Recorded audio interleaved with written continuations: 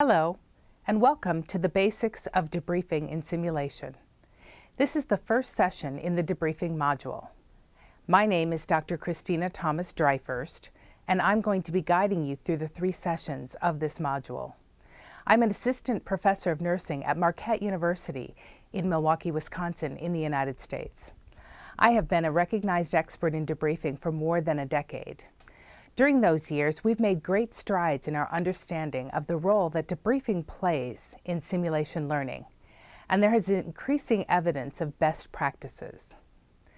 During these 3 sessions, we will touch on the history of debriefing, communication strategies, debriefing methods, and evidence-based practices. All of the sessions will help you to become a better debriefer in healthcare simulation. So let's get started. There are 4 objectives for this first presentation in this session. The first objective is to be able to identify key components of debriefing that evolved through history. The second objective is to be able to compare and contrast feedback and debriefing.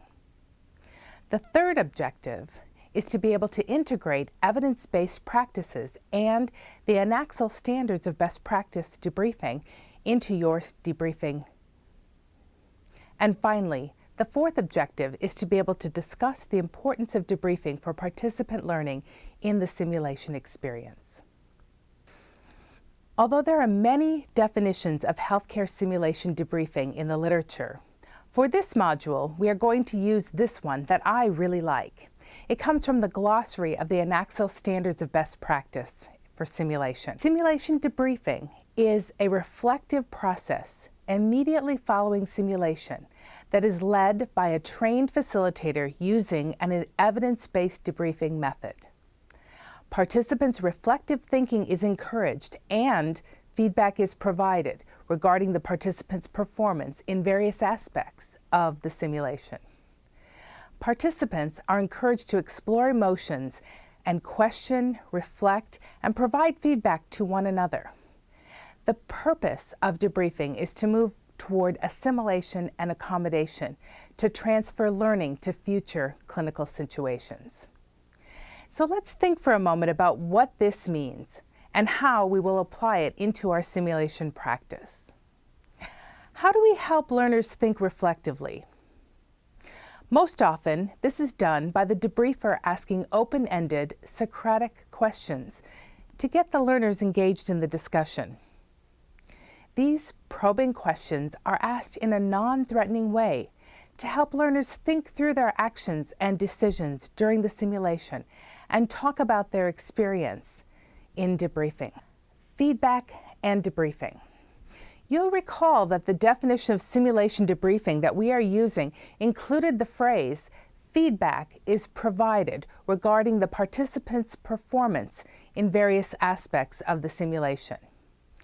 In fact, depending on the learning objectives of the simulation, feedback can be predominant and in the forefront, like the box on the left, particularly if the simulation is heavily focused on task training or skill development. In that case, then much of the debriefing time will be spent providing feedback. This is often given using a plus-delta format where what went right is discussed, what went wrong is discussed, and what should be done differently next time is discussed. This can be formative feedback, which is provided as information to improve performance, but it can also be summative feedback when the simulation is done to test the learner's abilities at the end of a term, rotation, course, semester, or a natural break in the curriculum. Summative feedback can be associated with a grade or evaluation and can be considered a high-stakes performance assessment. Similarly, cumulative feedback is associated with the end of a program or at the time of licensure or credentialing and is usually high stakes. Debriefing, on the other hand, includes some feedback, but there's also an emphasis on recalling the events of the simulation and then discussing the thinking and the decision-making that occurred to understand the events of the experience from the perspective of the participant in order to ensure that a safe and quality care is provided. Therefore, reflection is in the forefront, like at the box on the right. Finally, some discussion of the emotions of the participant can be a part of debriefing. Strong emotions, however, can distract the participants from focusing on the learning occurring during the debriefing. Therefore, acknowledging and providing an opportunity to process emotions can facilitate debriefing learning outcomes. In fact, different methods of debriefing provide different options for handling participant emotions. Debriefing, as a form of communication and sense-making, has been used throughout history. The military has a rich history of the use of the feedback aspect of debriefing, particularly during times of conflict or war. The leaders or the generals would be in one location while the conflict occurred at another, and there would be designees who would travel from the command center to the front and deliver the plan of attack. And then they would travel back and report on what went right and what did not. There was often a psychological trauma associated with the events at the war front, so these designees could be so traumatized that they could not verbalize what had occurred, or they needed religious leaders and/or philosophers and educators to help them process the events so they could continue in their role. Over time, this has evolved into a structured military debrief that focuses on feedback. The airline industry has also used debriefing.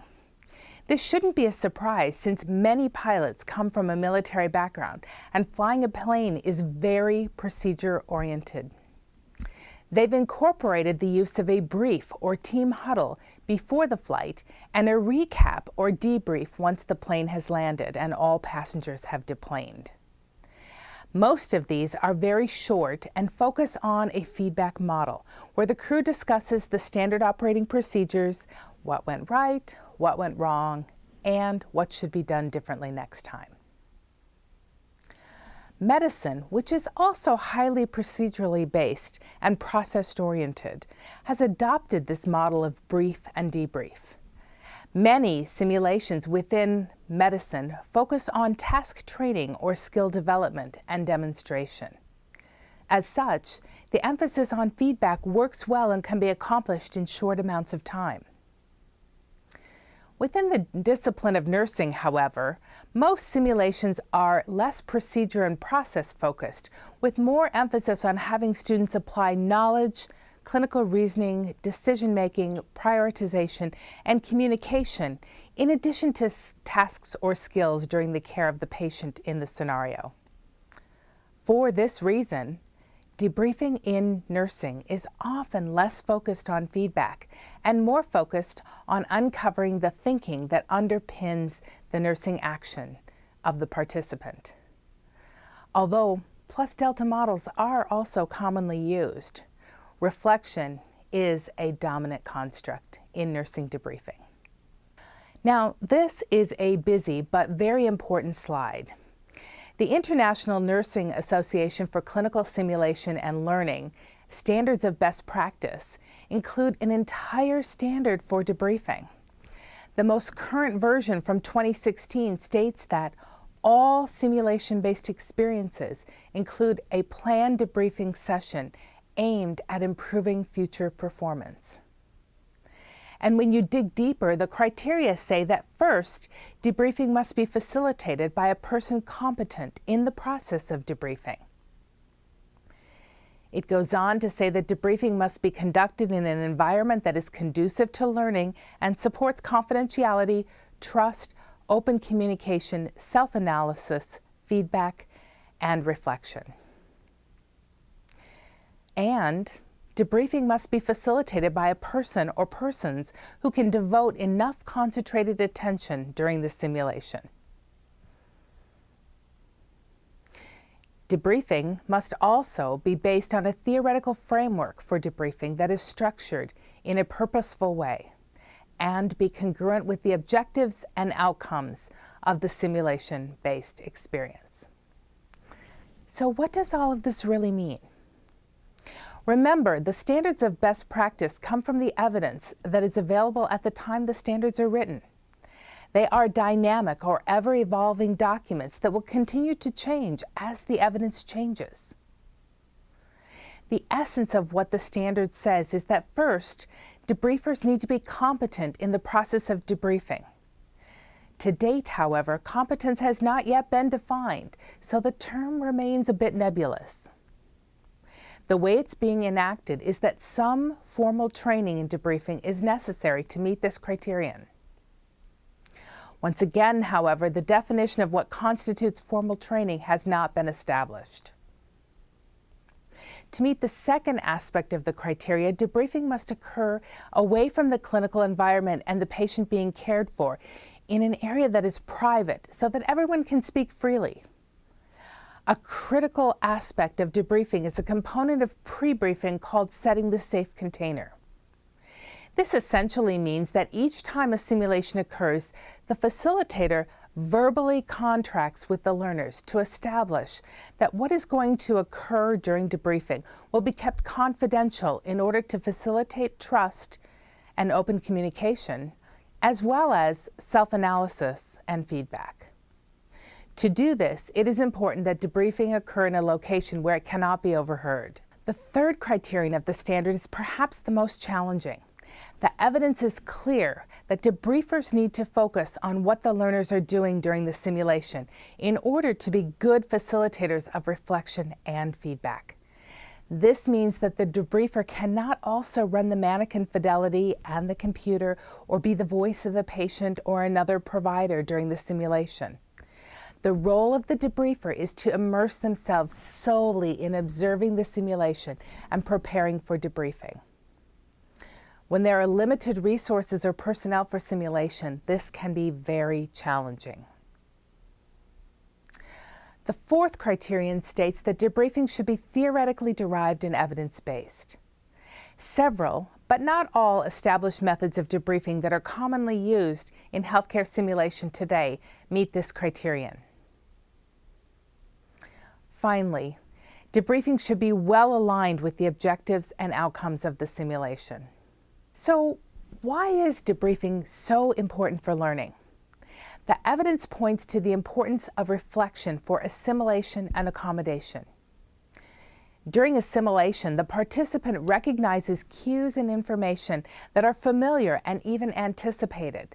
Therefore, they call upon reasoning, decision-making, and even actions that they have used before and are now applying into this different new clinical situation. Accommodation is necessary when the cues and information reveal something that is unfamiliar.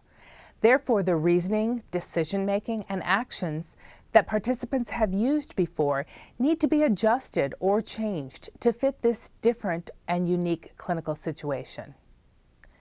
Through debriefing, the facilitator can guide learners to reflect and dialogue on the aspects of the experience that were assimilation and those that were accommodation, weaving feedback into the discussion as thinking and actions are discussed. All of this rich discussion prepares the learner for the next time they encounter this type of clinical situation or patient. Here are some final thoughts. The literature regarding debriefing in healthcare simulation is rapidly growing, and our understanding of the importance of this aspect of simulation experience is also changing. Many times, the focus of the time allotted for the simulation experience has been on patient care. However, the research is demonstrating that the debriefing is critically important and should have sufficient time allotted to ensure that meaningful learning occurs.